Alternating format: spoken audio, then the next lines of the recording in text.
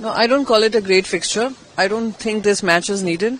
I don't think this is a great sporting event. I think it is coming on the blood of so many Indians who were killed in the Pahalgam terror attacks. It has come after the Delhi Red Fort blast. And whatever Pakistan decided and the ICC managed to convince them to play is just goes to show that for India, BCCI and for Pakistan Cricket Board, playing cricket match is important because it adds to their profitability. But in terms of sportsman spirit, in terms of addressing terrorism, and when the Prime Minister has spoken about zero tolerance to terrorism, and yet India and Pakistan continue to play these matches, is unfortunate. Till the time BJP is in power in any of the states, the air and the environment will continue to be poisonous and toxic.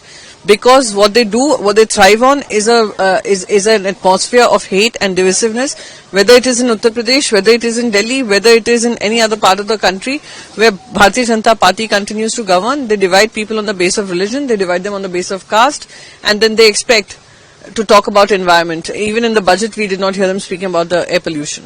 Again, in Maharashtra, just yesterday in Mumbai, a huge slab fell off Mulund metro station and it killed a person and injured several people. The infrastructure that is collapsing around Maharashtra is the point of discussion.